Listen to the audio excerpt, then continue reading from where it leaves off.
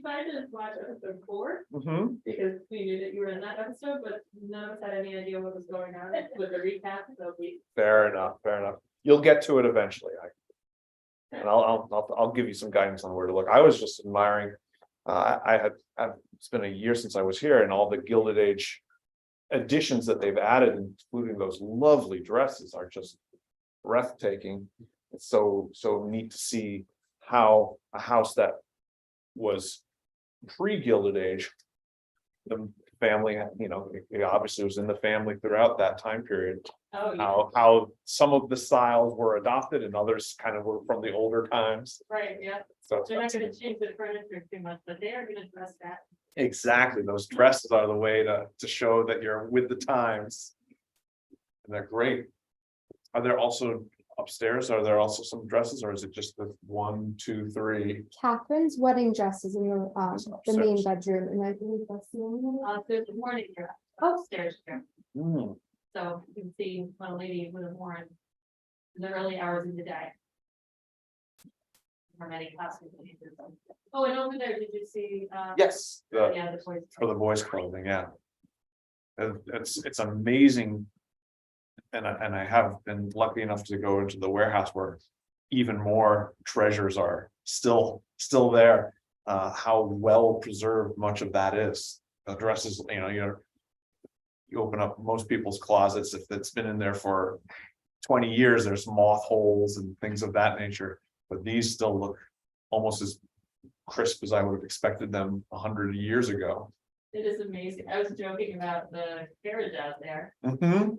Having a child of my own and using mostly plastic, I don't know how they managed to keep that in such good shape for the kid because. Yeah, it was astounding. You look at the photograph on the table, you see the carriage, Right. and you're like, there's no way that survived. But it's right behind you, which is amazing, the kind of how some of those things have really withstood the test of time quite well.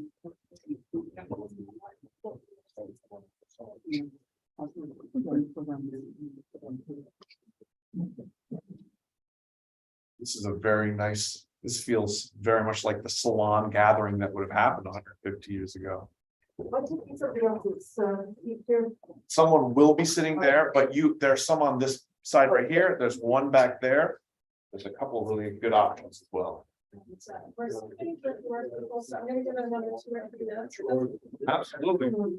Sure. Go for the one at the back.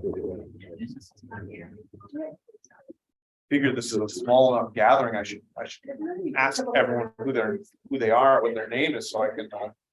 So, can you tell me what your name is? Nice to meet you. Ted, okay. Pam, I know Megan, Yes. she's helping us with our remote viewers be able to see it. I'm Mary Rita Jovial, I'm president of the board here. Well, wonderful. You're doing great work. I'm Jean. Hey, nice to meet you. Hey, Jim. Pamela, Pamela. Chris. Red name. Very, very. You are, On sweet. and you are? John. In the back, we got Eric. Hey, Eric. And Shauna. Shauna, you're the one I was talking to like a year ago.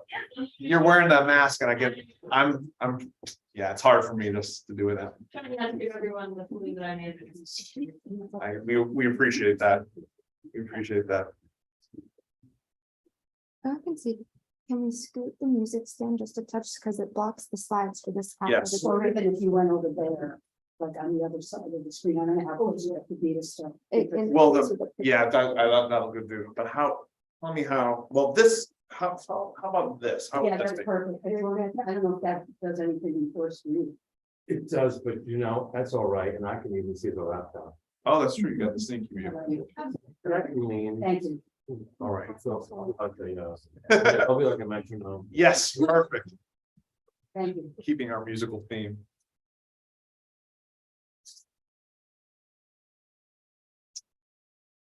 So are the three of you, are you doing the training thing to be tours and stuff? Same with me. Okay. Now we are. Four. Yeah, we are. Oh, great.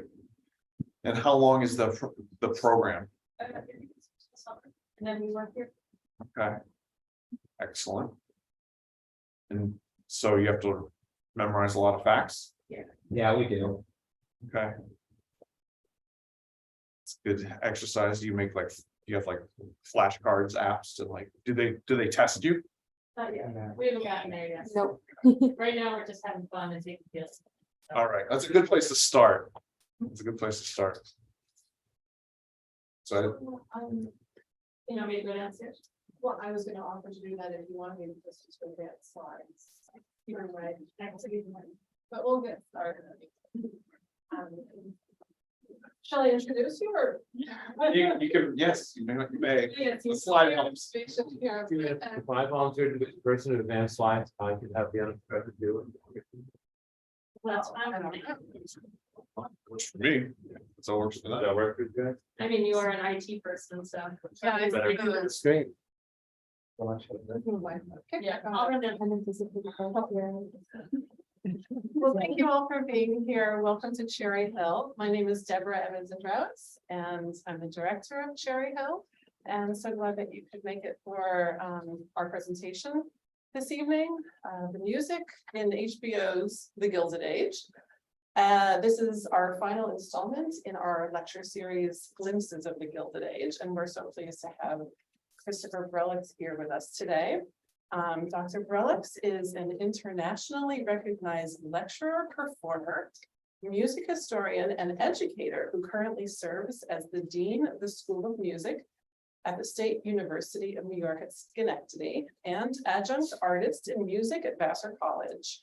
His scholarship is dedicated to unearthing forgotten gems of the late 19th and early 20th century American repertoire, and whenever possible, recreating them in the salons and concert halls for which they were originally conceived. And it's very special to be gathering here in Cherry Hills Parlor, where we know, this was a center of music when the family lived here in the 19th century.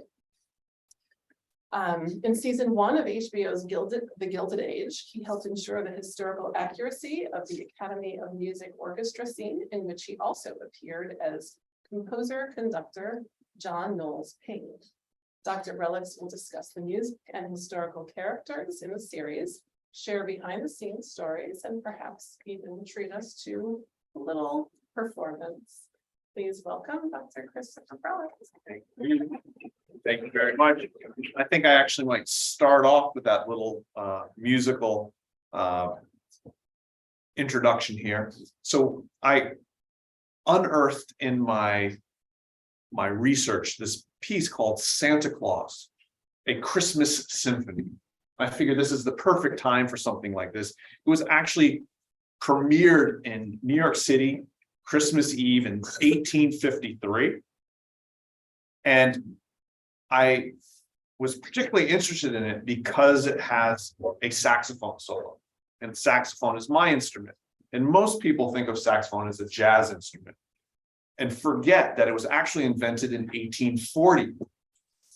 So it really was during the Gilded Age, it came of age. It was a coming of age story, I would say, so that by the time you get to the turn of the century and you started getting jazz, and people think of saxophone with jazz is very common. They don't think about the 60 years that preceded that throughout the Gilded Age. And this is actually even slightly before the Gilded Age. The Gilded Age usually isn't considered to be starting until more like 1865 or 1870. So this is even before. The instrument is only 13 years old, but it's being used in this piece by an American composer named William Henry Fry, who's not well known today, but it's a really wonderful piece. And I just wanted to share some of the themes. Obviously, we couldn't bring in the whole symphony orchestra with me. So you're going to have to go home and look that one up. But William Henry Fry, Santa Claus Christmas Symphony. And what's interesting is that this is not the kind of Christmas story that you would expect today on television. So, for example, there's a number of different sections. And one of the sections is called A Traveler Perishes in the Snow. That is not the kind of Christmas that we have in this day and age. But in 1853, that fit in along with the opening of the Christmas presents and the lullaby, which were different sections. So I'd like to start by playing you just a little bit of this.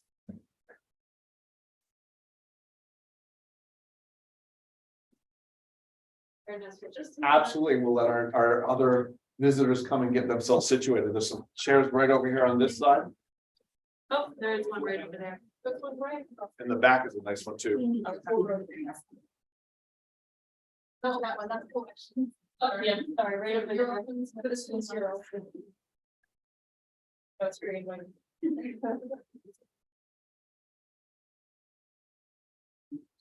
All right, without further ado, Santa Claus Christmas Symphony.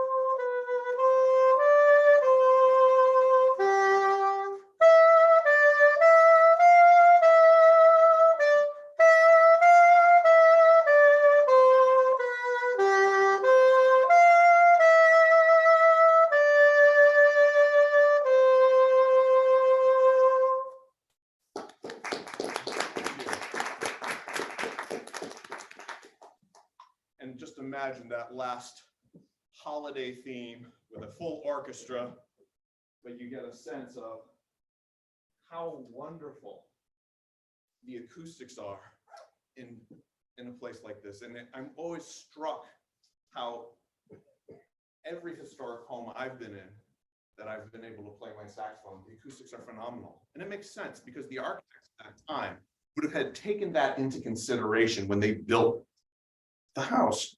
Every family would have had been doing some kind of music after dinner for their own entertainment.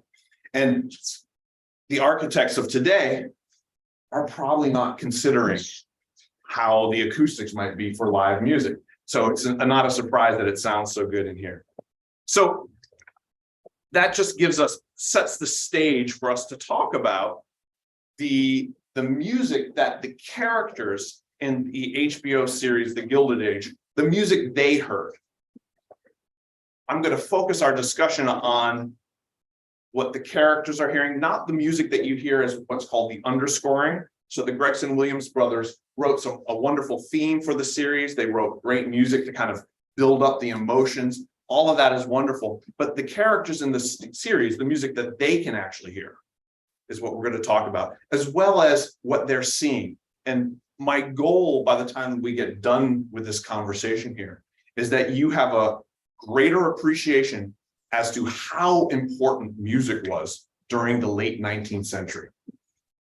So right off the bat, in episode 1, and if we could advance the slide here. This is our series. One more slide, please. If you look carefully, and it's not easy. So right at the beginning of episode 1, you're in the Van Ryn household. The Van Ryn household is somewhat similar to what we have here at Historic Cherry Hill. It's old money. And they have a square piano, just like the square piano right around the corner there. The square piano was invented in the mid-18th century, well before the Gilded Age, and was very popular, but slowly started to become replaced by the upright piano, which is now far more common. So this is very much what you would have expected to see in an older moneyed home, a square piano. And you see that in the Van Ryn household. If we go to our next slide, we'll see that something like this is what you see in the Russell household. Now, the Russells are new money. And here is a grand piano. And it's a highly decorated. This one is an 1883 Steinway piano. Steinway was one of the more well-known piano making companies of the time. And this one is actually in the Vanderbilt Mansion in Hyde Park, New York. You can see other pianos that are similar to this in some of the Newport mansions, as well as in the White House. And if you open the lid, so not only was the detailing around the edges, but if you open the lid to the piano, often the inside is elaborately painted. And you can see this in some of the later episodes. But we see within the first 10 minutes of the series, we're seeing that there are pianos in all of the households. And we see the different types of pianos reflecting whether it was old money or new money. If we go one more slide, we then, still in the first episode, have a scene where Miss Caroline Astor, who was a real historical figure, the Astor family was an old moneyed family in New York. She's returning home in their carriage after an evening out, and Caroline's talking to her mother, the Mrs. Astor, and Caroline says to her mother says, "How was the concert?" And she says, "Mr. Dvorak played until I thought his fingers would fall off. And then he spoke about composing and we couldn't understand a word." So who was Antonin Dvorak? And one of the things that's so interesting about the series is that they really did their homework and their research to get things historically authentic and accurate. And in this situation, they almost did it. Antonin Dvorak was invited to be the director of a conservatory of music in New York City in 1892. The series takes place in 1882, 10 years earlier. But what is a decade between friends? Especially when you're highlighting the importance of Antonin Dvorak, who was a composer well known in Europe, especially for using folk music as part of his own compositions, his own symphonies. And the reason he was brought to the United States was to try to help American composers bring forth and continue to bring forth a truly American style of classical music. William Henry Fry, who I just played for you, was one of those early American composers, 1853. That's pretty early on in the span of American musical history.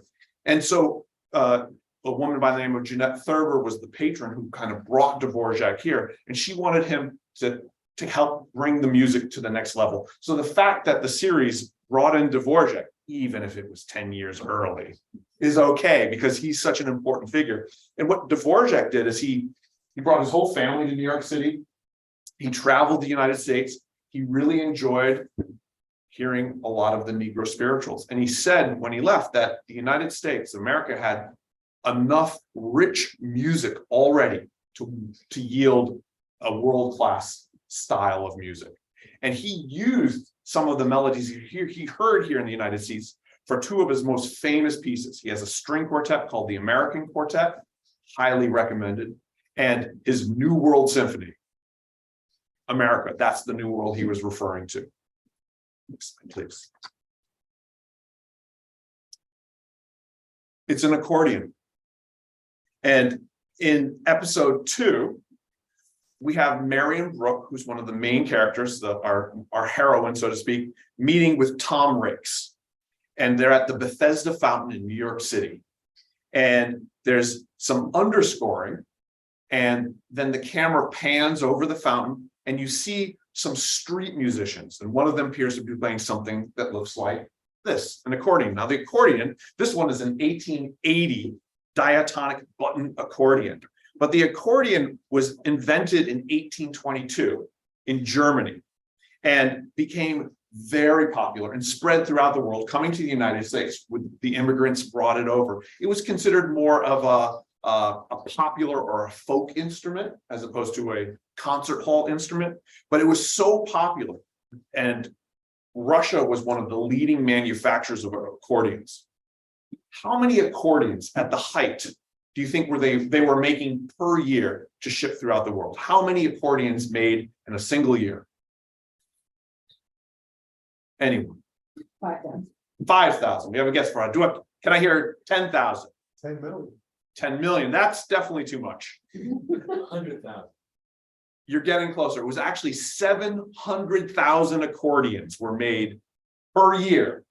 That's how popular the instrument was. So you see these street musicians in episode 2 in this panning shot, and even that's exactly what you would have expected to see. Wonderful. We then have next slide, please. We have a scene where they're at a charitable trust and they're trying to raise some money, and they have all these tables set out and they're selling goods. And if you look closely, because again, I'm the person who's looking for every single musical detail in every single episode. You see them, they're selling a pair of opera glasses. And this is to set up and show you that the role of opera during the Gilded Age was not to be underestimated, and not just for musical reasons. So we're going to talk about that. But you see a pair of opera glasses. This one was at Ventford Hall Mansion, which is in Lenox, Massachusetts, and they have a Gilded Age museum. So I went there and I took this, I saw this, and it was very nice, where you can see the mother of pearl, and it's all very fancy. So you get another hint.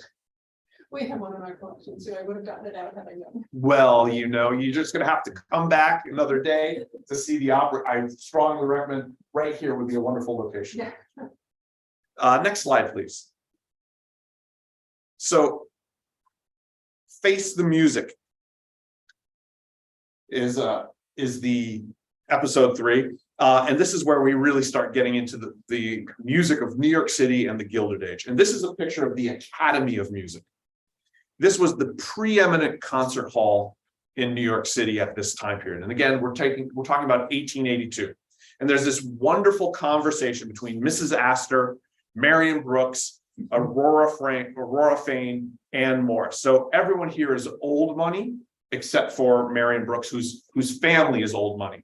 And Mrs. Astor says, "Have you heard about this opera business?" To which Marion responds, "What's that?" "A group of new people mean to challenge the Academy of Music and create another opera house."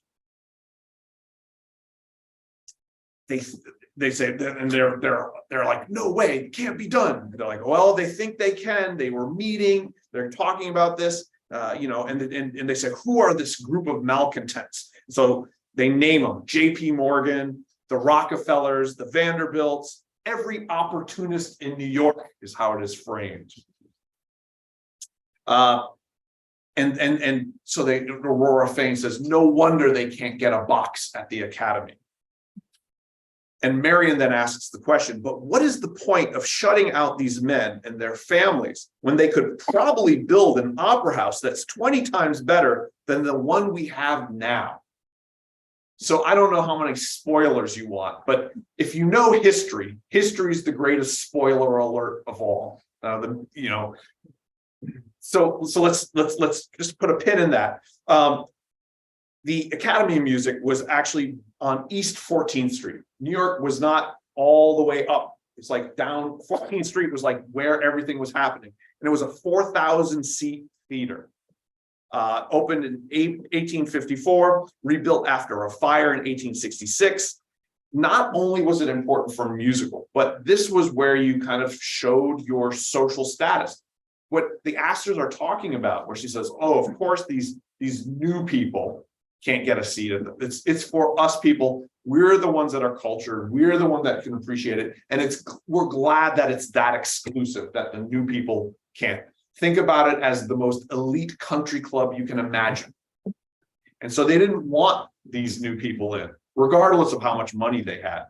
And so this Academy of Music, and they didn't have a lot of these box seats. You remember, if you're in a box seat, it's very important. Like I pointed out those dresses, this dress right behind me. This one is a little somber for the opera, but something a little flashier. You sit in that box seat and you put on your diamonds and you make sure that you put your neck right in the lights so that your diamonds sparkle. You're going to be seen. And this was not just vanity.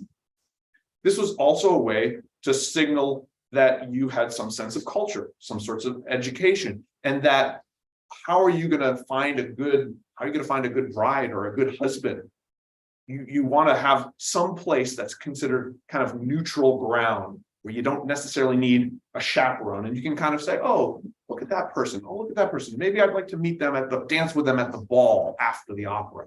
And so that's somewhat how the opera and the Academy of Music function. And we hear a lot about this. It's mentioned actually, I believe, 5 times in the first season. They talk about the Academy of Music. Next slide, please. Now, the entertainment was not just the artistic elite of the Academy of Music. It also was Tony Pastor's theater. Now, in this scene, this is Jack and Bridget, who are 2 of the downstairs help from the Van Ryan household. They go to see what they call a magic lantern show. Movies, not for a while, folks. Having music and images combined in one single thing, not going to happen. What they would do is they would project images, and then they would usually have a live pianist be providing the music, and they would watch the lantern show or later on the movie, and they would play along the music, and they would basically be like improvising the soundtrack for the movie. And you get a little taste of this when we see this scene at Tony Pastor's. It's really exciting to see that. Now, Antonio Pastor was a real-life American impresario and theater owner with a strong commitment to attracting a mixed gender audience. He wanted to have something that was both for men and women. And not only that, something that was family friendly. And so he started developing this type of entertainment that eventually became American vaudeville. Awesome. And then we know that still in New York City, we have Broadway. So vaudeville, Broadway, but it all goes back. And what's so wonderful with the series is that some of these posters you see here in the picture, these were actual posters from the Gilded Age. And what the production team did is they went and they found them, and they sometimes changed a few names, but the same layout, same design. You can see it if you were to go to the New York Public Library and some of their archives. You can see the actual original posters that are in there, and some of the people on there are actual performers from this 1882 time period. This was filmed. Who knows where this was filmed? Troy, New York, right next door to us. And it was amazing. How many of you had an opportunity to actually see it when they redid downtown? I felt like if Disneyland had been done Disneyland Gilded Age, that's what it was like. For those of you who didn't have the opportunity, allow me to paint a picture if I could. They depaved the roads. So they put down these tarps and then put down dirt on top of all the roads around that Monument Square part of Troy. They then put these fake cobblestone little walking paths. If you just look at it, it looks like 1882. They took all, the Sushi King. Sushi King was still there, but they took the storefront and they said, "Excuse me, Mr. Sushi King, could I please put up, Dalton's Cigar Shop or Fine China or Bloomingdale's, which Bloomingdale's is still in New York City. It's still around, but they had a Bloomingdale Brothers in the series. And you could walk around and everywhere you looked, you pretty much saw only things that were from 1882. Just about. I mean, if you looked up maybe some of the things that were above where they were going to shoot, you could see something that didn't look like 1882. But it's the closest thing to a time machine that I've ever experienced. It was fantastic. So they did a great job. This is the storefronts of Troy, New York, and you would not know it was really the 21st century. Next slide, please. Now, not everything they did with downtown Troy made it into the series. This is a great example. So this was one of the windows of the Bloomingdale's store that Marion goes into and Mrs. Chamberlain goes into. And you can see again, remember my goal for this talk? A better appreciation and better understanding of how important music was. They did A Night at the Opera, and there, that score was Georges Bizet's Carmen, a very popular opera from that time period. This window didn't make it into the series, but I knew it was there. We could move forward again. Now we get to episode 4. I would like you all to watch this again. I was fortunate enough to be involved with this one. And so there's my hang tag for my costume. That's me. And I was very delighted to go to the costume fitting and have them trying to decide which brocade vest would be best for me. I could tell you right now, I could get used to that. I was like, oh, I don't know. The white seems a little bright. Maybe this ivory vest would be a little bit more appropriate for, and they did, and then they were like, oh, it looks like right here, there's a hole for what would have probably been a pocket watch. Do you think you're going to need a pocket watch? I'm like, I'm pretty sure I'm going to need that pocket watch. I can't, as a conductor, it's very important for me to know about the time. And so that was a ton of fun. So next slide, please.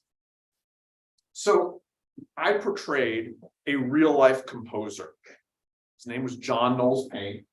He was educated in Europe, studied in Europe, and then came back to the United States and became the first professor of music in America at Harvard.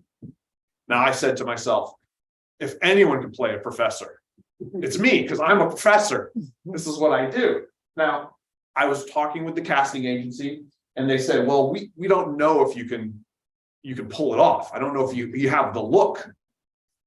And they had told me at that point, just grow my beard as big as it can be, because they didn't know what role they wanted me to do or how I was going to be involved. And so I then found some pictures of John Knowles Paine, and I took pictures of myself and I put them side by side. And I said, listen, I've got the receding hairline. I'm a little bit, I can just be a slightly younger. He's only supposed to be 43. And at this point in the series, I think I can be John Knowles Paine. They ran it to the production team and up to everyone. They're like, okay, Brellox, you got it. You're John Knowles Paine. So that's how I got the job. Next slide, please. So not only was my role to be on the camera portraying John Knowles Paine, but to help with the historical accuracy of the scene. And one of the more basic things that you might not think about is, how is the orchestra set up on the stage? If we look at this bottom right slide, we can see this is what's normally expected today. You have, if I am the conductor, I have the first violins on my left, followed by the second violins, then I have my violas right in front of me, my cellos and my double basses, and then I have my woodwinds, my brass and percussion. If we look at the top left, this is what was used in 1881 by the Boston Symphony Orchestra. John Knowles Paine was a Boston composer. This is set in 1882. I am pretty darn certain that that's the setup they would have used. How is it different? Well, you'll notice that the violins, they call them viol 1, viol 2, are in stereo. They're not next to each other. And that you then have the celli, which are their cello, and they're split. They're not just on the right side anymore. It's a stereo effect. And then you have in the very back, double basses. So you have, for the string instruments, a very different configuration in at this time period. And so we made sure that we were going to set up like this. And we knew that we were definitely going to be miming the music. And we might have to actually play it for the filming, but we knew that the final product was going to be us, it was just going to be the visual, and that it was going to be re-recorded.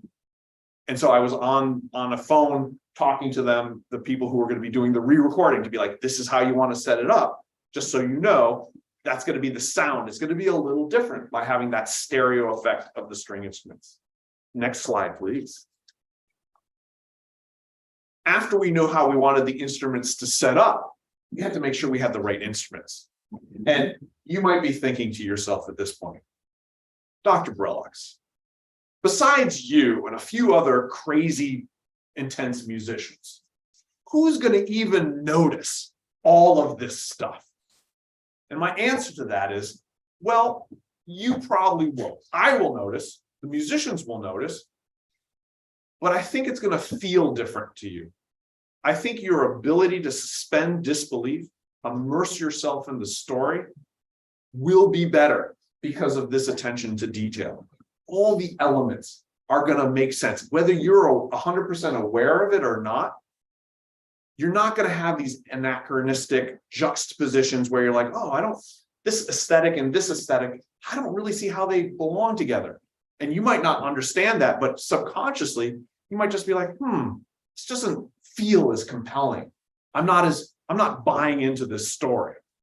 But when you take this level of attention to detail, everything starts making sense in a way that you probably don't even realize. So answer me this. On the right, we have two oboe side by side.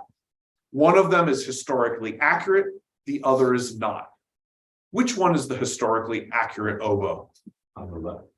On the left is correct. How did you make that determination? It only seems likely to me that the number of stops and little levers and such would increase over time, not go the other direction. Absolutely correct. You see all the extra silver key work on the one on the right? That was how things evolved. So you would not have seen so much of that silver key work. Of these violins here, you see that some of them have this kind of on the bottom part at the back, they have this black thing. It's a chin rest. And the others that don't have a chin rest. Which one is accurate? Chin rest or no chin rest? No chin rest. It wasn't invented until after 1882. So that's the level of attention of detail that we were giving. And what's nice is that as a musician, when I watch a television show or a movie and I notice something that's not musically accurate, my ability to believe that they've done their due diligence in the areas that I don't know a lot about, like costume, I'm like, well, if they're going to play free and loose with the musical instruments, they're probably playing free and loose with the costumes and this other stuff. So that's okay. You can make movies like that. But if you want to make a historical drama that has a level of authenticity, you want to have that level of attention to the details. Next, please. Now, Aurora Fane, who's one of the characters in the series, this is still episode 4, invites Bertha Russell. Bertha is the new money, the people who you don't want going to the academy. So Aurora is like, okay, fine, I'll invite this new person to the concert at the Academy of Music. And she says, I'm sorry. So she says that she got a letter for the invite. Now, this is the Troy Savings Bank Music Hall, representing the Academy of Music. I'm going to quiz you because I am an educator.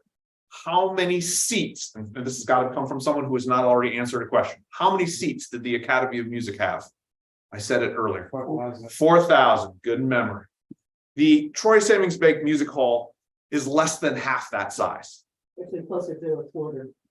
Yes, closer to a quarter. You're absolutely right. It's more than 1,000, but it's less than 2,000. So you're absolutely right. So it was a little bit tricky getting all our musicians to fit on the stage quite right. But look at that camera they have. This was a photo that was posted by the director of this episode, Sally Richardson Whitefield. And that camera was incredible. So you could move it like and they do the extending boom thing with the touch of a finger. I've never been in a production of this, this budget. And so I'd never seen equipment like that, but I was like, my jaw was on the ground, and that was just one of the cameras that they were using for the shot. Next slide, please. So this is how we set up the stage, and you can see into the Troy Savings Bank Music Hall. Again, this is the Academy of Music in this series. One of the things that's really neat about the Troy Savings Bank Music Hall, it was built this in 1870. 75. It was completed in 1875, right? You're right. Completed, but they started in 1870 with the whole stuff. And it was built above the savings bank as kind of like the bank was doing really well, and they wanted to give something to the community. So they built that, and I'm like, that's pretty great. I would love all of our banks to do something like that. That'd be wonderful. Next slide, please. And so here I am in costume. One of the other things that was very fun is I got there and the prop master said, here are two different batons from the Gilded Age. Which baton would you prefer using? So I picked the fanciest one, of course, because that's the right answer if you're going to do something for the Gilded Age. Now, just so that you get a sense of my commitment to this research, I then spent the next 3 months on eBay trying to find conductor's batons. And I finally found one from 1859 that was ebony and silver. And I now have one that looks very similar to that. And I can't go back. Once you start going, once you're gilded, you can't go back. All right, next one, please. So we get to the Academy of Music scene, which is at the end of episode 4. And it's the music starts with Bertha Russell, New Money, descending the staircase of their new mansion. She's wearing this flowing red gown. And we're hearing the music. What music are we hearing? John Knowles Paine. It's his symphony, which is called Im Frühling, is German. It means spring. It's basically in spring. So it's his spring symphony. And we're hearing the second movement. And let's just listen to this music just to hear how nice it is. So if you could press the speaker in the left side of it, or the button for that, that would be great, right there. Perfect. Let's actually make it. Hold your ears, it's gonna get louder really soon. It'll take a minute.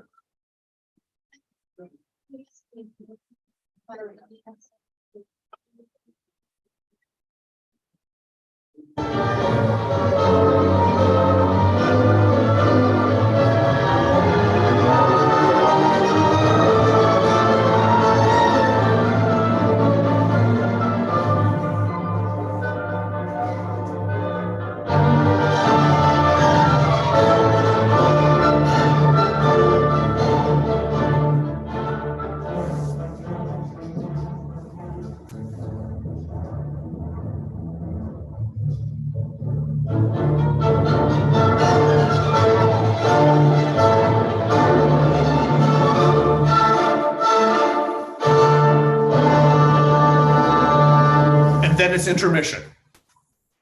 That's intermission, and you have a whole conversation. And then after intermission, they go on to the third movement. Well, hold off 1 second. I got a story to tell, because you want to hear these behind the scenes stuff. So one of the reasons that I'm very happy I was part of that, is that sometimes the best filmmakers in the world, they can't know everything. No one can know everything, right? And so the first thing they said, okay, here's what we're going to do. So intermission is over, conductor goes out, and then the orchestra goes out, and then you start the third movement. And I looked at him and I said, it's not the way it would work. The orchestra goes out first, then the conductor. And they're like, no, we want you to go first. I'm like, I think you want to check on this, because I'm going to stand there and I don't think you want me to tell jokes. And then they're like, checked with the, got on the walkies, and they're like, okay, orchestra goes out, then conductor. I remember watching an episode of a television show. I'm not going to name the show because I like the show, but there was a scene where they had these kids playing in a middle school band and the clarinet mouthpiece was on upside down. And I thought to myself, there isn't anyone on set that could have said, just turn it like this, you'll be good. And I didn't want to be that person, because I remember like years ago being like so annoyed. I was offended. I said, let me make sure that Julian Fellows is going to appreciate having the integrity here. And so after intermission, there's this beautiful third movement. And it's in the moment where Marion Brooks and her suitor, Tom Rakes, is in another box with another young woman. And he's like, oh no, I'm just here. I really want to be with you, but I got invited by this other pretty rich young woman, but I'm all about you. And she's looking at him as this music plays, and it's the first time you see a flicker of doubt on her face. The actress does a wonderful job of like looking over and you're hearing this music and you're like, wait a minute, this might not turn out well. But try to imagine that as you listen to this. So if you could click on the audio speaker on the right side, listen to this beautiful piece.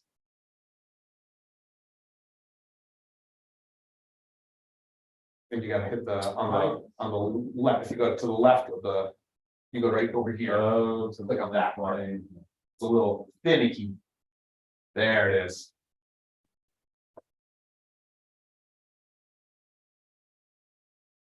Did we lose it already? Yeah, I can hear it twice.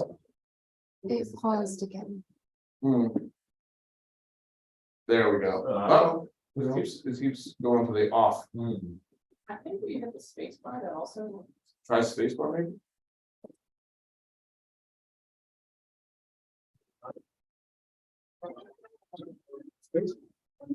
But that's the second movement. We want to try to go to the third movement. So hit spacebar again. All right. You're just gonna have to go watch the episode yourself. I don't think we can do it. That's a shame. That is a shame. I built it up, but I guess you could also call it a good teaser to go watch it. So, this is it.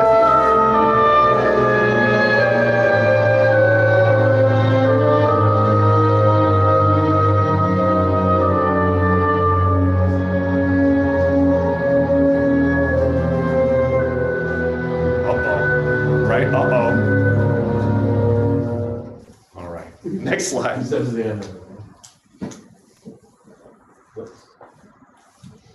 All right, so we're here. I think we skipped one. Can we go back one? There it is, episode 5. Here in this episode, Marion asks, and so this is a scene where, remember how we talked about the charity with the opera glasses? So this is another kind of charitable function that they're going to go to with Clara Barton. Clara Barton founded the American branch of the Red Cross. And so Marion is asking a friend of hers that they're going to go on this go hear Clara Barton speak. It's like, I wonder if we'd invite Mr. Rakes, her young suitor. And Aurora Fane says, Mr. Rakes, is he the handsome one we met at the academy?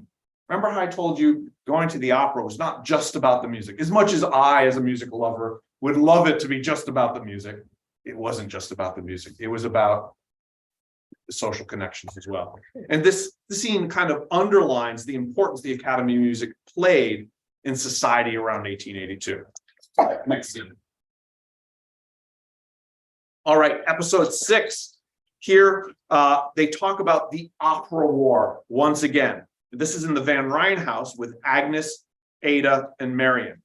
And Ada is old money. She says, I had a letter from cousin Margaret this morning. She says the opera war is really heating up. Marion responds, why does there have to be a war? Why can't the Academy create more boxes for the new people to rent? And Agnes says, because the Academy of Music is one of the last bastions of decency and standards in this city. We will not patronize any jumped up opera house, however loud and gaudy it may be. Well, I, for one, am ready for season 2 because I know there's going to be a jumped up, gaudy opera house. How many of you know the name of that opera house? The Met, the Metropolitan Opera, is founded in 1883, the very next year. And so we know what's coming. We know there's going to be an opera war. So I can't wait to see season 2 and see how that comes out. More music, more music. Next slide, please. Here in this episode, we have Dorothy Scott. Dorothy Scott in this scene, we see her playing the second movement of Ludwig van Beethoven's Piano Sonata number 8 in C minor, opus 13, also called his Pathetique Sonata. Her daughter, Peggy, who's one of the main characters, drops by and sweetly smiles for a moment as she listens to her mother. And then Dorothy responds and says to her, oh, you know, am I interrupting? She's like, no, but I could have prepared something in the kitchen and I have to put off my piano student who will be here in a moment. So she teaches piano lessons. And this is yet again a good indicator of the how music was important and how it spanned all different kind of cultural norms, including the African-American population that had a upper crust and a Black elite that existed. And that's something that the series really portrayed pretty concretely in many different ways about how certain assumptions, even within the characters of that story, where there's an assumption that, oh, I didn't realize there was a Black upper crust, a wealthy Black society that existed. Some people did not even know that. And so this was a great example of showing how Dorothy Scott and the Scott family were economically in very, very good shape. So let's listen to what Dorothy Scott played.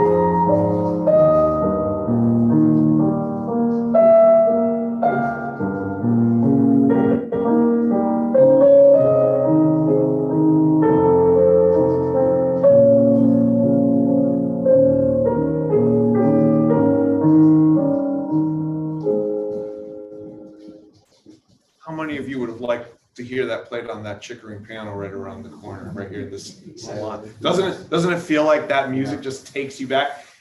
That's what I was talking about. Even if you don't know whether something's historically accurate or not, by the fact that you're sitting in this room here at Historic Cherry Hill and you're looking at that couch with that fabric, the walls, the painting, the fireplace, that everything you feel transported. And that's what music, when all these art forms can combine, that's what it can do. And I think that's a great scene.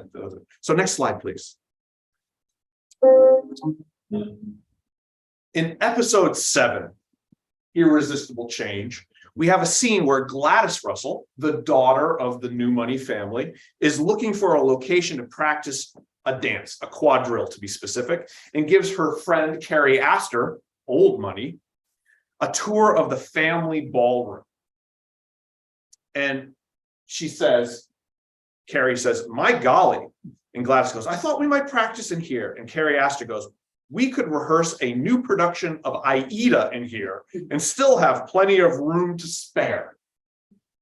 Now, as the music historian, I, of course, double checked to make sure that the opera Aida was actually written before 1882. And like I said, the only time where the dates were not quite what we want was with Dvorak. Every other date, it's very good. One other tiny minor exception, but I'll get there. Aida is a reference to Italian composer Giuseppe Verdi and an opera that was premiered in Cairo in 1871. It was immediately popular. and performed all over the world, including the Academy of Music in New York City on November 26, 1873.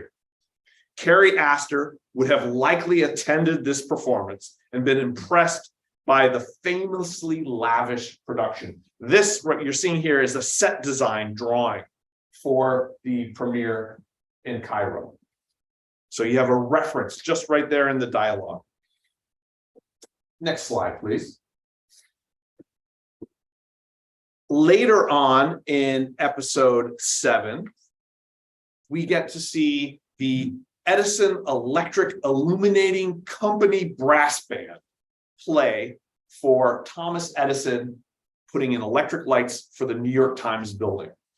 This was a historic thing that actually happened. One of the pieces of music that they play was by a composer named C.S. Grafula. And so you can see this is the front sheet music of one of his pieces. And then here on the right, you can see the an article, Miscellaneous City News, Edison's electric light, the Times building illuminated. So that was a real scene. And what was interesting is that in this scene, you see everyone gathered to witness the lighting up of the New York Times building. And of course, there's going to be music for a festivity of this nature. We hear a lively brass band in the background. The scene cuts to Marion and Ada and Agnes having a little quiet time, then it cuts back. The ceremony begins and you see a close-up of the brass band. This again is episode 7. The production company, HBO, not HBO, but the production company licensed 4 tracks from a 2006 recording by the Excelsior Cornet Band called Cheer Boys Cheer. It's a band based out of Syracuse, New York. The original multi-track master files were sent to the production team so they could adjust the levels. They performed pieces called Manual of Arms Polka, Skyrockets, both composed by Claudia Grafula, as well as a piece called Meditation 20 years ago, and 3rd U.S. Infantry Quick Step.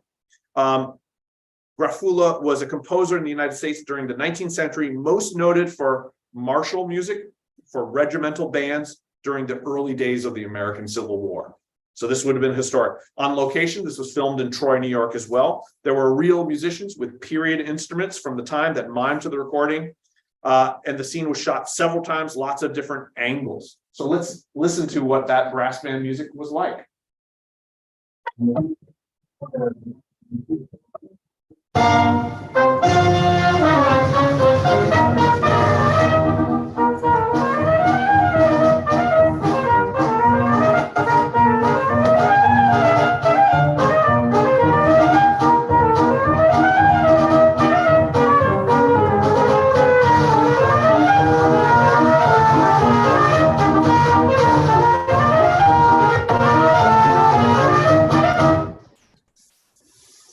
Have an outdoor picnic, watch something special, listening to that. That would be wonderful.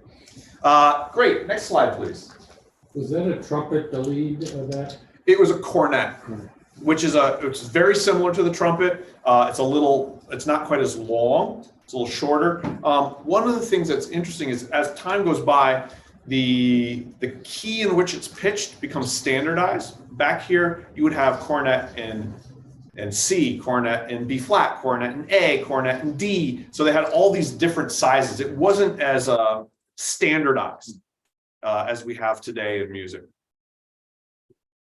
When we get to episode 8, which is called Tucked Up in Newport, we have preparations for the ball. And Bertha Russell is talking about, we'll have to take the piano out. We're going to build a podium for the band in this alcove.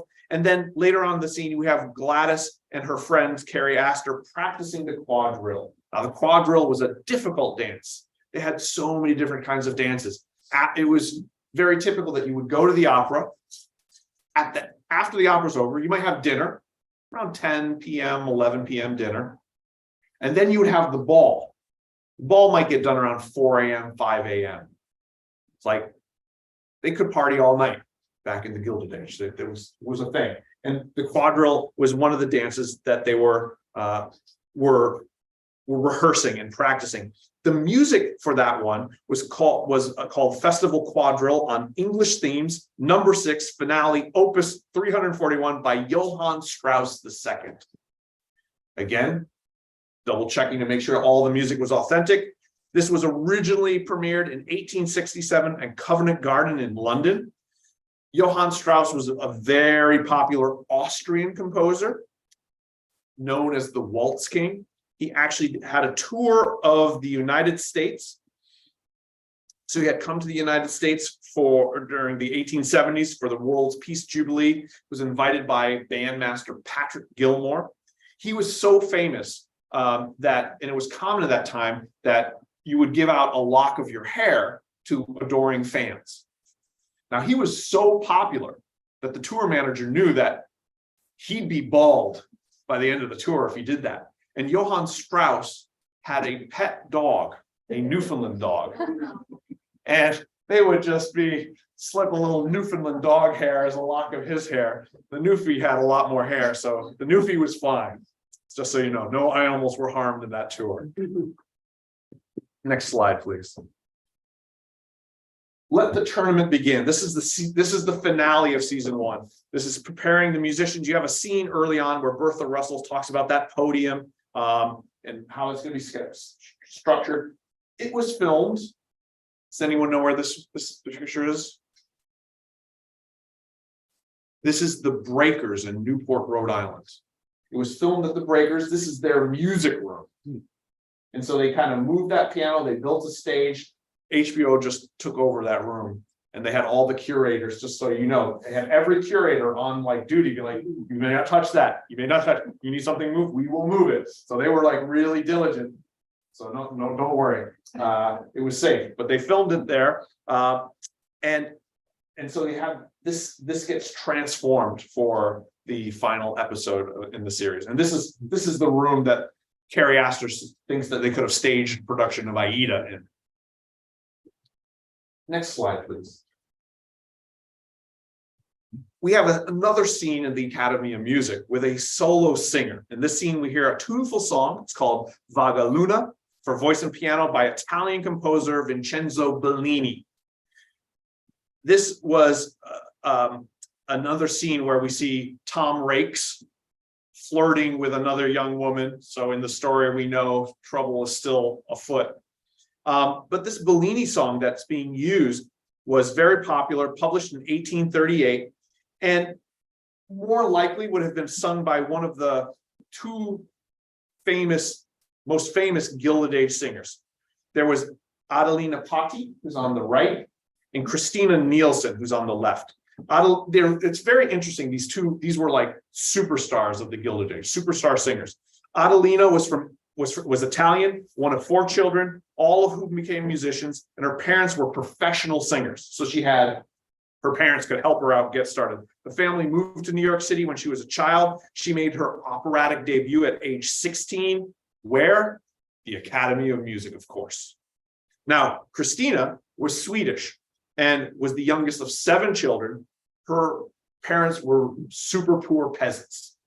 But she was discovered at a local fair singing and then went on to get an international performing career. It's so interesting, right? Because a lot of this series is talking about the people who are coming from money, old money, and the people who made their money and our first generation money.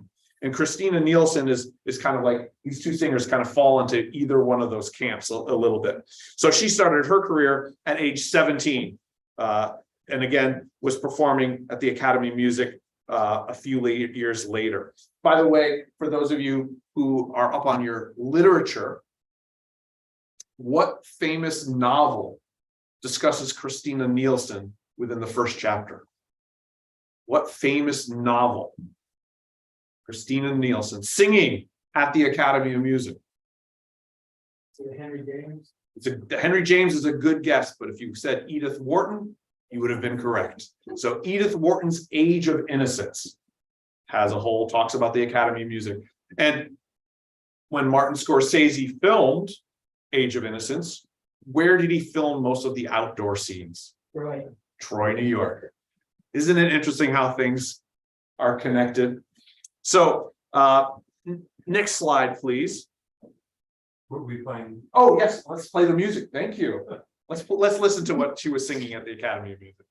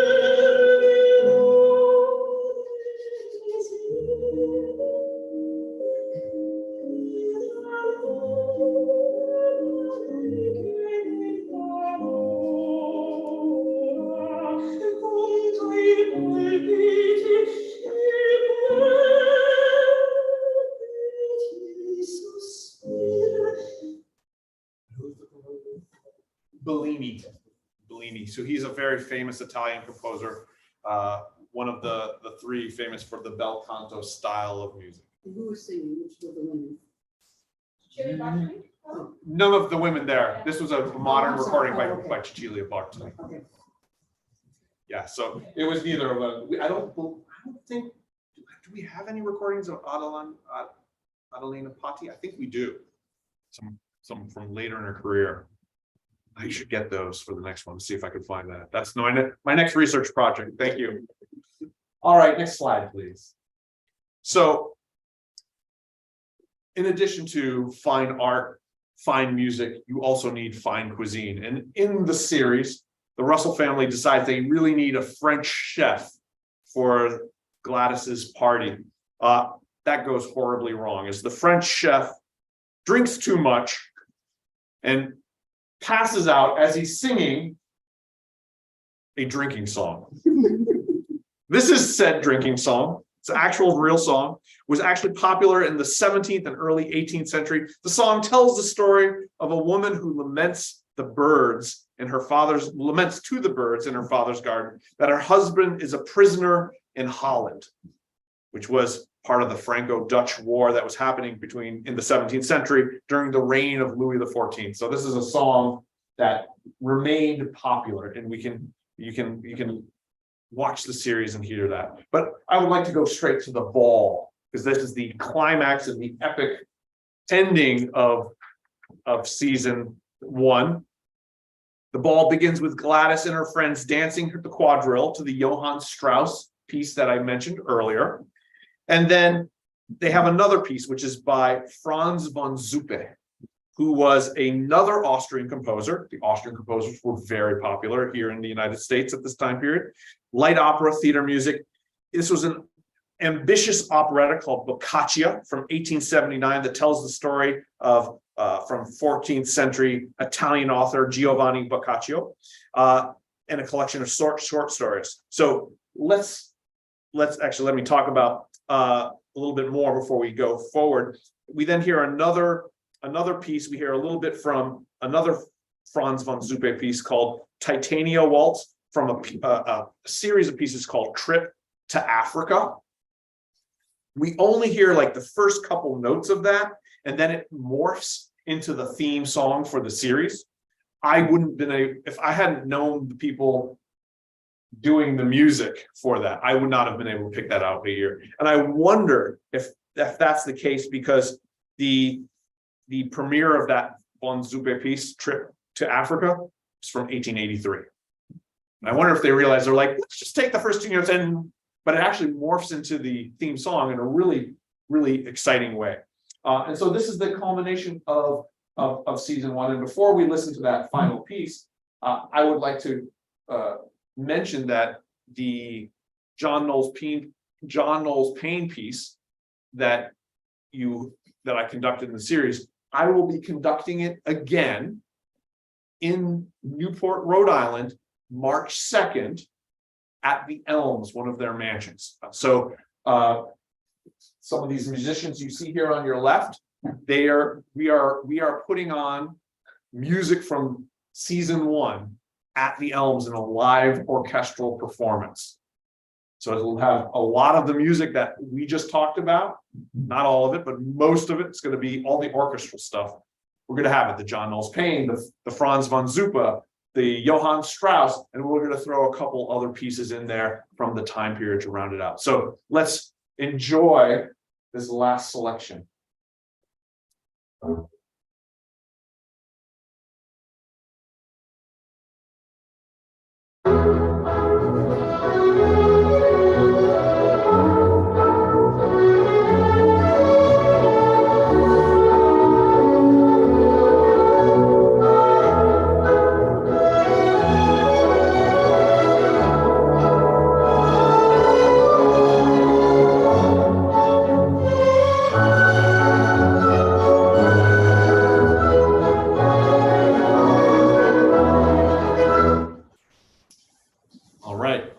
The next slide is just if you would like more information, you now know where to go. Thank you all very much. I hope you enjoyed this as much as I did, talking about all this wonderful music. Thank you. And thank you to our host, Historic Cherry Hill. Thank you very much. Thank you all for coming. I also wanted to invite you, well, does anybody have questions? or anything? Absolutely, I I'm don't here wanna for cut that questions. off. Well, I wanted to ask a question about the instrument you play. Yes. You refer to it as a saxophone, but I'm not familiar with a saxophone that's style. I'm glad you asked. I actually gave a lecture at Rosecliff this summer in Newport. And in our hotel room, I was going back to our hotel room after the lecture, and I saw someone I recognized in the lobby. It was Julian Fellows, Oh.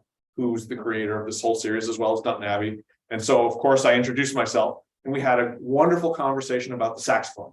And I told him the whole history of the saxophone. He was entirely delightful, listened attentively, and at the end of the conversation said to me, I think I need to reconsider my conception of what the saxophone was. Invented in 1840 by Adolphe Sax, a Belgian composer. He developed the instrument as a family of instruments, so from high to low. So just like you have violin is the highest pitch, viola, cello, and bass, Adolphe Sax invented the soprano saxophone, the alto saxophone, tenor saxophone, and baritone saxophone. There are more saxophones than that as well, both above and below, going all the way up to the sopranino and all the way down to the contrabass.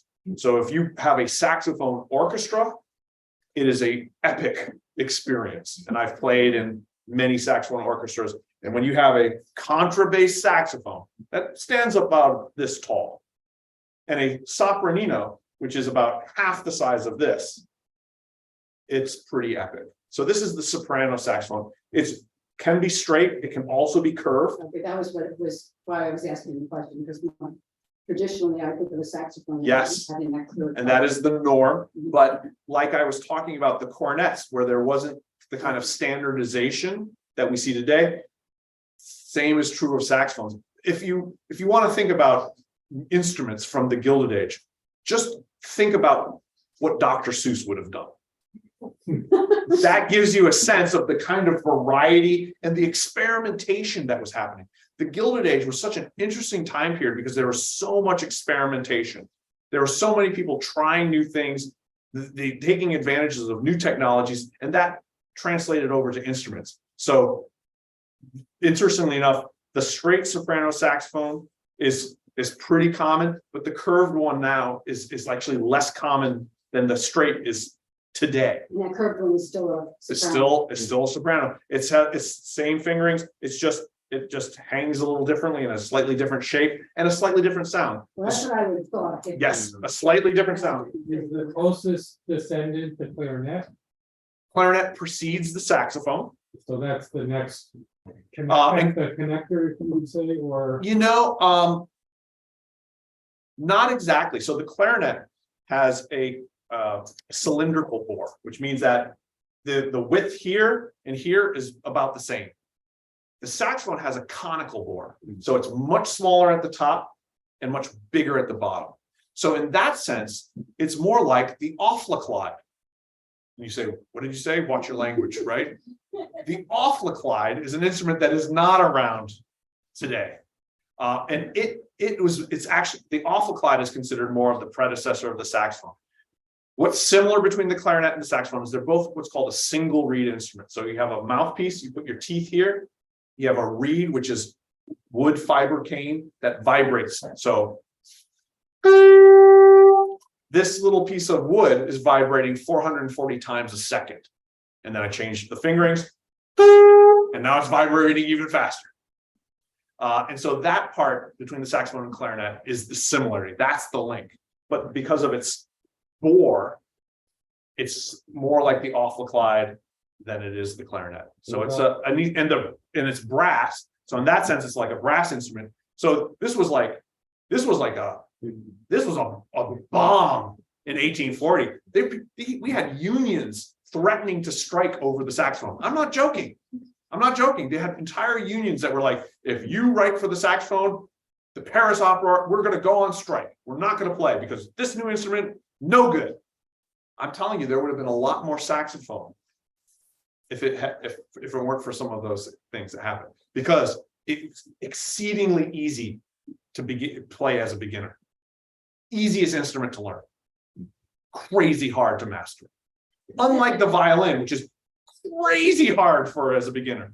It is also crazy hard to master. As a saxophone, at least you got it easy at the beginning. It's a great instrument. Everything's easy. That you don't have. It's just really well made. And I don't know. I think a lot of the instrument makers and the performers felt threatened. And so when you get threatened, and I'm sure you're going to get. Don't worry, we're going to get some unions in season 2 of the series, so you'll get a sense of some of the controversy. But it also surrounded the saxophone. So it's brass and it's a woodwind. So It's technically considered, it's considered a woodwind because of the way the sound is produced, which is the wood reed, but it has aspects of brass instruments. And it was invented by Adolph Sax to be a bridge between the woodwinds and the brass. It was meant for military bands. And if you can take it out on a march, it's portable, it's pretty loud, it's super flexible. Think about what instrument you can find in Bruce Springsteen's music, Louis Armstrong's music, and Georges Bizet. Like, it's flexible. You can play it for classical, you can play it for jazz, play it for rock and roll. It's a very flexible instrument. It's one of its strengths. It can play super soft, it can play super loud, it can play super fast, it can play super legato and connected. So it's a really wonderful instrument, which is why I think one of my missions is like a gilded coming of age for this instrument. And so when you get to the 20th century and it explodes, you have the saxophone craze in the 1920s. That didn't come out of nowhere. That was building throughout the entire late 19th century. Thank you. Go ahead. Now it would be almost unheard of to have an intermission in the middle of a symphony. And I know earlier Beethoven, they did that. Yes. At what point did the change occur? That is a wonderful question. And I'm going to be honest when I don't know. Okay. I do not know. I remember when HBO and they first said, we're going to do this. I was like, really? We're going to do the second movement, take a break, and then do the third movement? And then I remembered, yeah, like music earlier on was more of like, it was more of a social event and more of so Wagner operas would be like a picnic. And it would be all day, and there'd be an intermission. You'd go get some food and bring in. The people would sometimes be talking, and the idea of everyone sits super quiet and waits and doesn't applaud to the very, very end. That developed later on. There was a little bit more audience participation, and I don't know exactly when that happened, but it did happen. It did happen towards the end of the 19th century, beginning of the 20th century. You probably have to look at a lot of old programs to do, but I wonder if it's connected to when the orchestra configuration and seating changed as well, because beginning of the 20th century, they were really experimenting with like, where should the violin sit? Where should the cello sit? How should this kind of idea of like, we really want this to be art music for the culture. It's supposed to elevate you. It's supposed to be timeless music. And you're supposed to sit there and be transfigured and transformed and elevated. And so that audience performer experience did shift. And I think that's a good catch. I was surprised by having it have a break, intermission, or the thing. But if I didn't mention this part in the series, there's a part where Agnes, Old Money, they said, oh, Marion's like, are you going to come with me? She's like, oh no, I can go to opera, but I can't stand a symphony. You can't talk during it. Yeah. So she wanted to go to the operas, but symphonies, no. Do you have another question over here? Thank you so much. If you have other informal questions, feel free to come up and ask me. Thank you again. This was a delightful evening. Thank you. Thank you.